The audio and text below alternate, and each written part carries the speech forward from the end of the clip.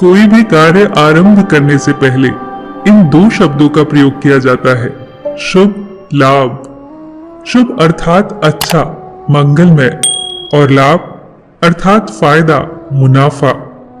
शुभ सदैव लाभ से पहले ही आता है, अर्थात यदि किसी का मंगल करोगे तो लाभ अवश्य मिलेगा। नियत नेक हो और इरादा मजबूत हो तो मंजिल को ढूंढना नहीं पड़ता, फिर इंसान उसी तरफ जाता है जहां उसे जाना चाहिए। अच्छी नियत से काम करोगे तो सफलता जरूर मिलेगी। अच्छी नियत से तिनके इकट्ठे करोगे तो ही घोंसला बनेगा, और बुरी नियत से इकट्ठा किए गए तिनके आपको झाड़ू के अलावा कुछ न दे सकेंगे।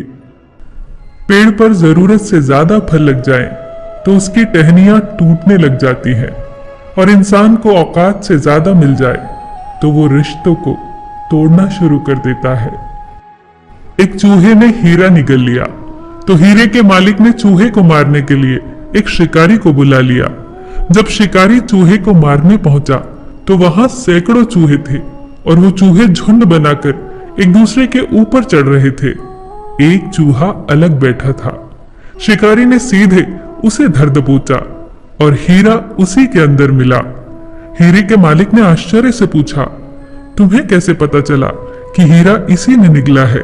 शिकारी ने जवाब दिया, पहचानना बहुत आसान था। मूर्ख जब धनवान बन जाता है तो वो अपनों से मेल मिलाप छोड़ देता है।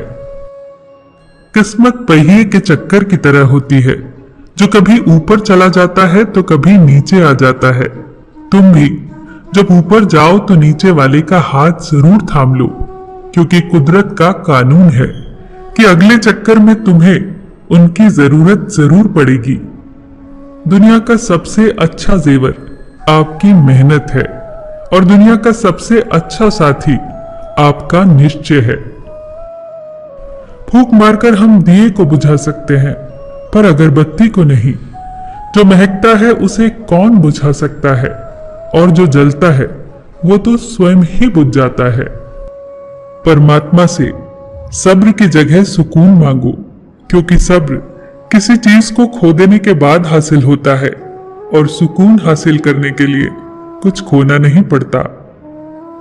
विष पीकर भी शंकर महादेव हो गए, और अमृत पान करके भी राहु केतु असुर ही रहे। यदि कर्म और लक्ष्य उचित हो तो शाप भी वरदान बन जाता है। किसी मूर्ख से बहस न करो, वरना लोग समझ ही नहीं पाएंगे कि असली मूर्ख कौन है। ईश्वर चित्र में नहीं, चरित्र में बसता है। अपनी आत्मा को मंदिर बनाओ। दौलत की सुरक्षा तुम करते हो, मगर ज्ञान तुम्हारी सुरक्षा करता है। दो चीजें इंसान को हमेशा बहुत ज्यादा नजर आती हैं, एक तो अपनी समझदारी और दूसरा दूसरों की गलतियां। बहस से रिश्ते कमजोर होते हैं, इसीलिए अपनों के साथ कभी ऐसी बहस मत करो कि आप बहस तो जीत जाओ मगर अपनों को हार जाओ। पाप और पुण्य क्या है मुझे नहीं पता, मुझे तो बस यही पता है कि जिस कार्य से किसी का दिल दुखे वो है पाप, और जिस कार्य से किसी के चेहरे पर मुस्कान आए वो है पुण्य। सबका ख्याल रखना, पर अपना भी ख्याल रखना। हमेशा मुस्कुराते रहना, कभी अपने लिए तो कभी अपनों के लिए।